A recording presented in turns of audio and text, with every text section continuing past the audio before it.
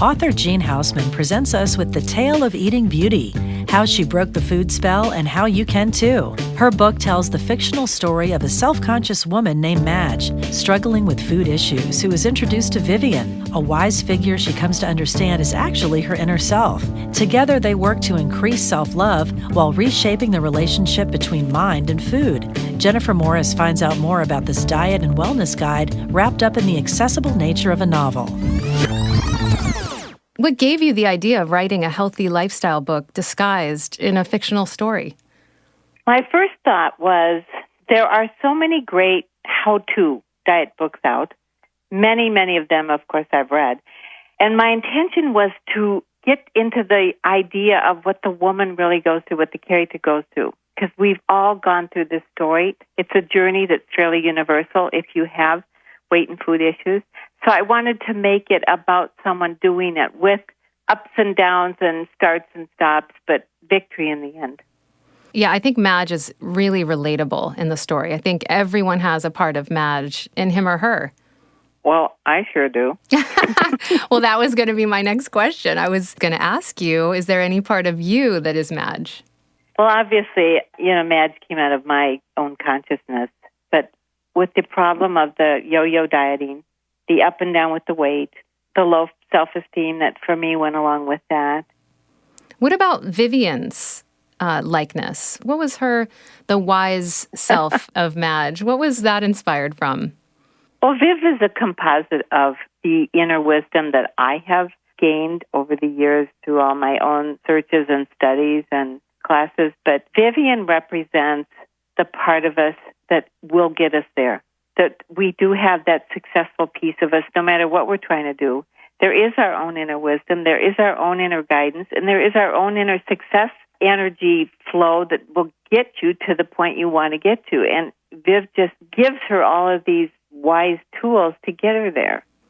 Why does Viv insist that Madge begin her road to weight loss by looking in the mirror every day and saying, "Hello, beautiful, you're great," instead of just, going out and buying fruits and vegetables like all the other diet books?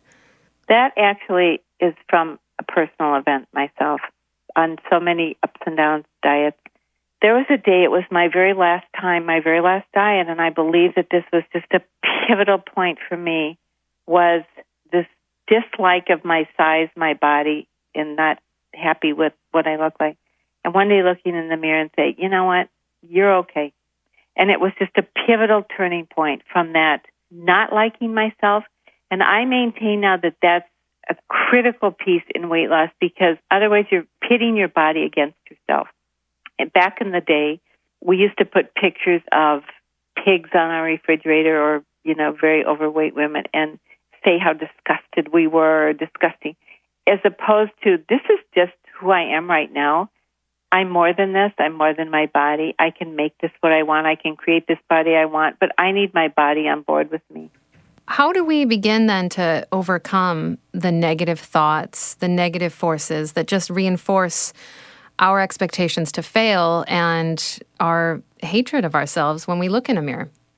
Well, I think the first step is realizing that this is just a piece of the journey, and it goes in degrees, and it's a process. You're not suddenly going to just fall in love with your body if you've been disliking it for years, but you start. It's an intent.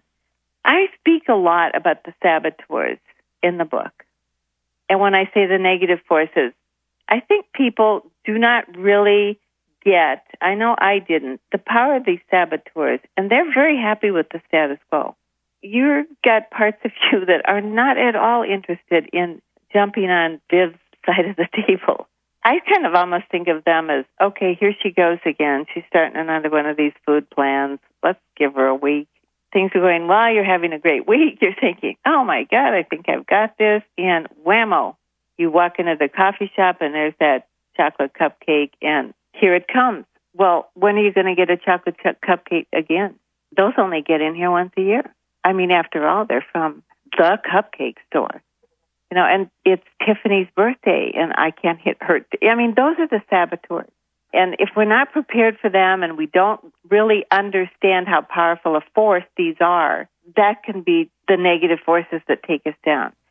I love that you genuinely show all of the mistakes and hurdles that Madge experiences. You realistically show the struggle of overcoming food addiction. Do you think that it's important for people to see that it's not all or nothing when it comes to food? You know, if you mess up one day, it's okay. We can begin again. Well, I think that happens for so many people. It's black or white. It's all or none. I've heard that story 1,000 times. Well, I had the one cookie, so I might as well finish the bag. Have the whole box, yeah. As opposed to, okay, I had one cookie, all right. But there's that again, that's another saboteur that's got a pretty strong hold on many people. Okay, I had one cookie. Okay, I had 5 cookies. At least I didn't have 15 cookies. Let's celebrate the fact that this time I stopped at 5 and build on that success, as opposed to, oh my God, I blew it again and I had 5 cookies. Well, you offer some great tools for weight loss throughout the book and throughout Madge's journey. Can you tell us a little bit about those? The index card, I call it the Read This First card. Now, we have to go back to, do we actually have compelling reasons why we're going to do this? Okay, if you come to this, and I always ask anybody I work with, whether it's in a course or on a one-to-one, why do you want to do this? These reasons need to be so exciting and so compelling, pain-wise and pleasure-wise. If I don't do this, this is what I end up with. If I do this, this is who I become. And really personal and really juice. So that your card, when a saboteur is just hammering down your door and you're hanging on by a thread, you pull out the card and it says, all right, go ahead and eat, but remember, this is how you're going to feel. Because we've all done it. We've caved in, eaten it, and then felt so bad. We've also had the success of not giving in, or this time it's a victory. It increases your self-esteem. It's like, oh my gosh, I can do this. I feel so good.